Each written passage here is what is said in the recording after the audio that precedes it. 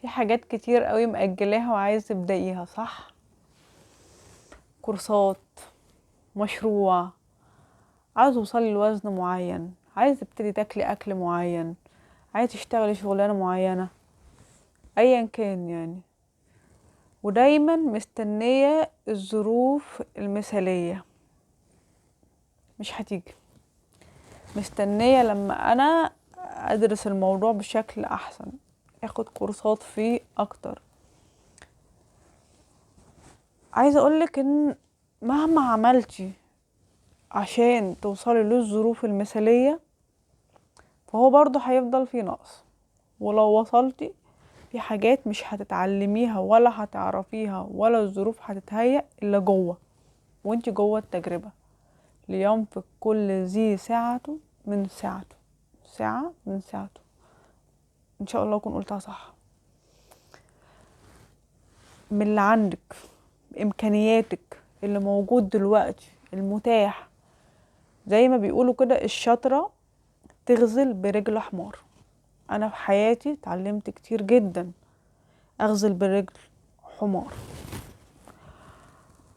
مش حاجة وحشة، بالعكس، كل حاجة دخلت فيها بقلب وورطت نفسي. ما تورطيش نفسك قوي برضو يعني، خلي عندك بعد نظر يعني وتخطيط وكل حاجة. ولكن كل مرة عملت فيها كده خلاص هي دي الظروف المثالية دلوقتي. يعني ايه؟ يعني انا دلوقتي بامكانياتي الحالية، سوري، دلوقتي بامكانياتي الحالية هي دي الظروف المثالية.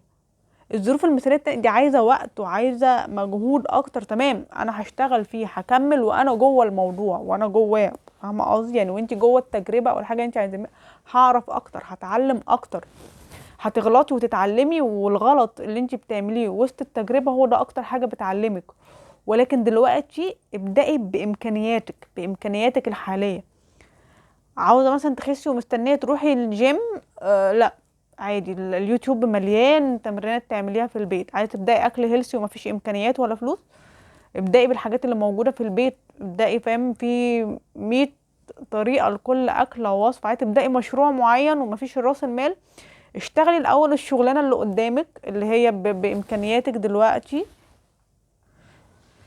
اشتغلي الاول الشغلانه اللي قدامك اللي هي بامكانياتك واستحقاقك دلوقتي، وخدي منها الفلوس وابدأي واحده واحده. يعني مثلا تبدأي مثلا تعملي براند خياطه، براند ملابس، ايا كان. ابدأي مثلا خياطي قطع في الاول على قد بيدك في البيت. ابدأي بالقطعه، بعد كده فاهمه قصدي؟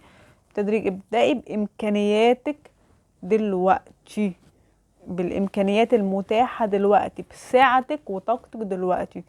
انت حاسه ان هي مش كفايه، بعد ما تبداي هو مع التجربه ومع الوقت هتلاقي نفسك لازم تلحقي، لازم تجري، لازم تخلصي، لازم تنجزي. فهتلاقي نفسك لازم تتعلمي اسرع، فلازم تدوري. هتلاقي نفسك وانت ضاغطه نفسك بتتعلمي وانت جوه، بتطبقي التطبيق والغلط والصح. وانت تغلطي وتغلطي وتصححي وتغلطي وتعرفي الصح. ده هيعلمك، ده هيخليكي طول الوقت انت هتتفاجئي بنفسك ان انت مثاليه. انت هتتفاجئي بنفسك ان انت، فاهم، بتحاولي اقصى طاقتك ان انت تواجبي اللي انت لبستي نفسك فيه. بس انا بقولكيش روحي لبسي نفسك في قرض وسجن فاهمه قصدي؟ اللي هو بامكانياتك دلوقتي، باللي انت عارفه. انت عارفه، كل انسان عارف امكانياته، مقدرته.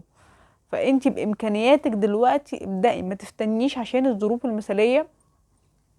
مش هقولك عمرها ما هتيجي، بس هتتأخر قوي، هتأخري قوي، وهتقولي ياه، ده الموضوع كان ابسط من كده بكتير. انا ليه ما بدأتش من زمان؟ انا كنت عامله حسابي وقاعده يعني اسمها ايه، بتوقع البلا قبل وقوعه. بتتوقعي البلا قبل وقوعه، وهو اصلا احتمال كبير البلا ده ما يجيش جوه، احتمال كبير يتأخر قوي. فانت قاعده بتحضري نفسك للبلا ليه؟ ما تبدأي دلوقتي وشوفي بامكانياتك ايه اللي هتوصليه. ولما يجي البلا يبقى ربنا يسهل له. انت كده كده عندك خطط المفروض كتير وحاجات. قد ما تقدري بامكانياتك دلوقتي جهزي نفسك، بس ابدأي، ما تستنيش لما امكانياتك تزيد. في النهاية في النهاية احب اقولك ان مفيش حاجة اسمها ظروف مثالية، او حتى لو في، ابدأي بالمتاح واللي في ايدك. كل خطوة صغيرة هتوصلك وهتقربك من اللي انت عايزاه. وصلنا لنهاية الفيديو. اتمنى ان انتي تكوني فعلا اقتنعتي او ما اقتنعتيش. لو عندك اي وجهة نظر حتى لو مضادة استأذنك تشاركيني فيها في الكومنتس بكل ادب، عشان بقلة ادب هعمل لك بلوك. شكرا انك شاركتيني بوقتك الثمين الذي لا يقدر بثمن. مع السلامة.